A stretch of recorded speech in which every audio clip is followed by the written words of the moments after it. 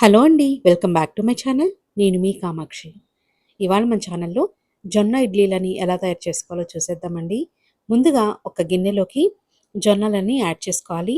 ఇక్కడ నేను పచ్చ జొన్నలని యాడ్ చేసుకుంటున్నానండి.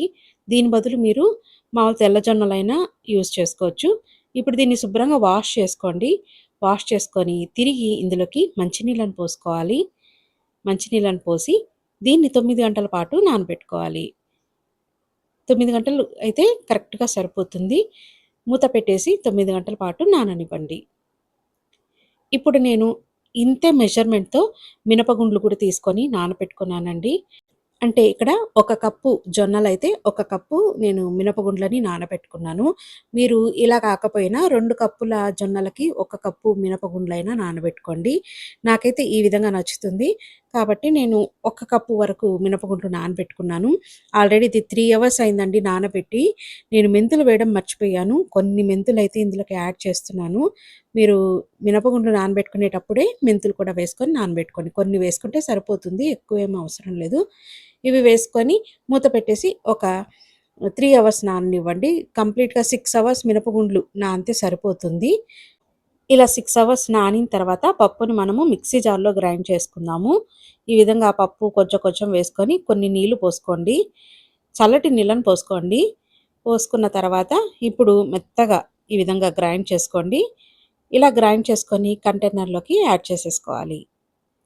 ఇలా మినపపిండిని ఈ విధంగా కంటైనర్‌లోకి యాడ్ చేసుకొని 9 అవర్స్ అయిన తర్వాత జొన్నల్ని కూడా ఇదే విధంగా రుబ్బుకొని ఇందులోకి యాడ్ చేసేసుకోండి.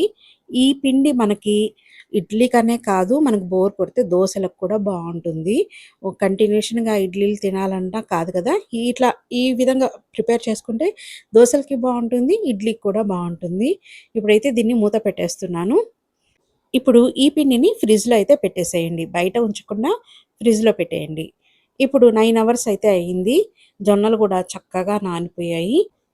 ఇప్పుడు ఈ జొన్నలు నానిన తర్వాత ఈ నీళ్ళనైతే వంపేసేసేయండి. ఈ నీళ్ళనేమి పిండికి యూజ్ చేయకండి.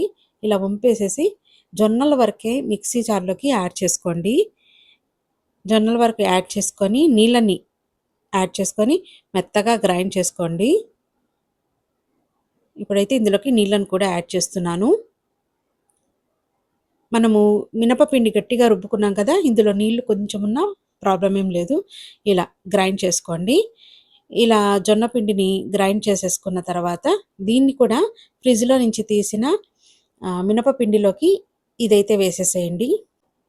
ఇప్పుడు ఈ పిండినంతా వేసేసుకున్నాం కదా! గరిటెతో ఈ విధంగా అంతా బాగా కలిసేటట్టుగా మిక్స్ చేయండి. లేదా చేత్తో అయినా మిక్స్ చేసుకోవచ్చు. ఎంత ఫ్లఫీగా చేస్తే మీకు ఇడ్లీలనేవి అంత బాగొస్తాయి మెత్తగా. లేదా గట్టిగా వస్తాయండి ఇడ్లీలనేవి. సో, చూసుకొని ఎంత కావాలో అంత నీళ్ళని యాడ్ చేసుకొని 2 బాగా కలిసేటట్టుగా మిక్స్ చేసుకోండి. ఈ విధంగా బాగా బీట్ చేసేసి దీన్ని ఫెర్మెంట్ చేసుకోవాలి నైట్ మొత్తము. నేను ఇడ్లీ పిండి వరకు ఒక గిన్నెలోకైతే వేసేసుకున్నానండి. మిగతాది దోస పిండికి ఒక కంటైనర్‌లో అయితే పెట్టేసుకున్నాను. ఇదిగోండి నైట్ మొత్తం ఫెర్మెంట్ అయిన తర్వాత ఇందులోకి ఉప్పు వేసుకొని ఈ విధంగా బాగా మిక్స్ చేసేసేయండి. కొంచెం నీళ్ళనైతే యాడ్ చేసేసుకుందాము. ఇలా బీట్ చేస్తే మీకు బాగా చక్కగా ఇడ్లీలనేవి వస్తాయి. ఈ విధంగా నీళ్లు పోసుకొని చక్కగా ఈ విధంగా ఫ్లఫీగా వచ్చేటట్టుగా బీట్ చేసుకోండి. మీరు ఇట్లా ఎంతసేపు బీట్ చేస్తే అంత చక్కగా ఇడ్లీలనేవి వస్తాయి. ఇప్పుడు ప్లేట్‌కి ఆయిల్ కాస్త అప్లై చేసి లైట్‌గా ఇడ్లీలుగా వేసేసుకోండి. ఈ విధంగా వేసేసుకున్న తర్వాత అన్ని పాత్రలలో ఈ విధంగానే ఇడ్లీలు వేసేసుకొని, ఇప్పుడు ఇడ్లీ స్టాండ్ తీసుకొని ఇందులోకి నీళ్ళని అడుగున పోసి, ఇప్పుడు ప్లేట్స్ అనేవి ఇందులోకి అరేంజ్ చేసేసుకోవాలి. 15 మినిట్స్ పాటు వీటిల్ని స్టీమ్ చేసుకోవాలి. తర్వాత దీంట్లోకి మనము చట్నీనైతే ప్రిపేర్ చేసుకుందాము.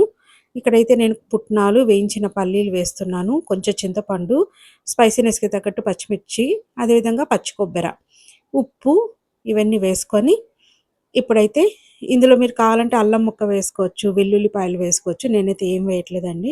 నీళ్లు పోసుకొని ఈ విధంగా మెత్తగా గ్రైండ్ చేసేసుకుంటున్నాను. ఇప్పుడు దీన్ని ఒక బౌల్‌లోకైతే తీసేసుకుంటున్నాను చట్నీని. ఈ విధంగా చట్నీని తీసుకున్న తర్వాత మీకు చట్నీ ఎంత జారుగా కావాలో ఆ కన్సిస్టెన్సీని బట్టి ఇందులోకి యాడ్ చేసుకోండి నీళ్ళు.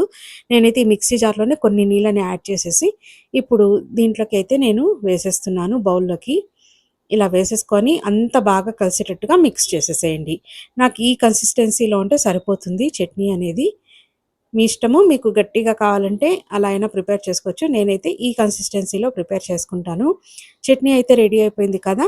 ఇప్పుడు ఇందులోకి అయితే పోపుని మనము పెట్టేసుకుందాము. పోపు అందరికి తెలిసిందే అండి. ఆవాలు, పచ్చిశనగపప్పు, మినపగుండ్లు, జీలకర్ర, ఎండుమిర్చి, కరివేపాకు, కొంచెం ఇంగువ నూనెలో వేసి బాగా ఫ్రై చేసుకొని దీన్ని చట్నీలోకి వేసేసుకోవాలి. అంతే. ఇవంతా బాగా కలిసేటట్టుగా మిక్స్ చేసుకుంటే ఎంతో టేస్టీగా ఉండే చట్నీ మనకి రెడీ అయిపోతుంది. తప్పకుండా ఈ విధంగా ట్రై చేయండి. చాలా టేస్టీగా ఉంటుంది. ఇప్పుడు మనం ఇడ్లీలు కుక్ అయ్యాయో లేదో చెక్ చేసుకుందాం. ఇడ్లీలు కూడా రెడీ అయిపోయాయండి. జస్ట్ ఇలా ఫింగర్‌తో టచ్ చేస్తే పిండి చేతికి అంటకుండా ఉంటే సరిపోతుంది. అంతే అండి చాలు. మరి ఎక్కువ సేపు ఉంచారనుకోండి ఇడ్లీలు గట్టిగా అయిపోతాయి.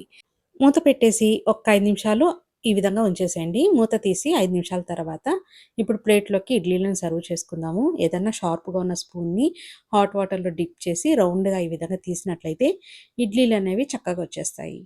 ఈ విధంగా ఇడ్లీలన్నిటిని ప్లేట్‌లోకైతే అరేంజ్ చేసేస్తున్నాను.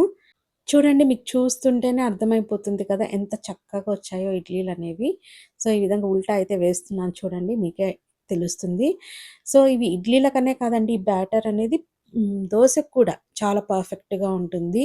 సో, ఎస్పెషల్లీ ఈ ఇడ్లీలు డయాబెటిక్స్ వాళ్ళకి, వెయిట్ లాస్ అవ్వాలనుకున్న వాళ్ళకి, లేదా హెల్తీగా టిఫిన్ తినాలనుకున్న వాళ్ళకి ఈ ఇడ్లీలైతే చాలా యూజ్‌ఫుల్ అవుతాయి. తప్పకుండా ఇడ్లీలనైతే ట్రై చేయండి.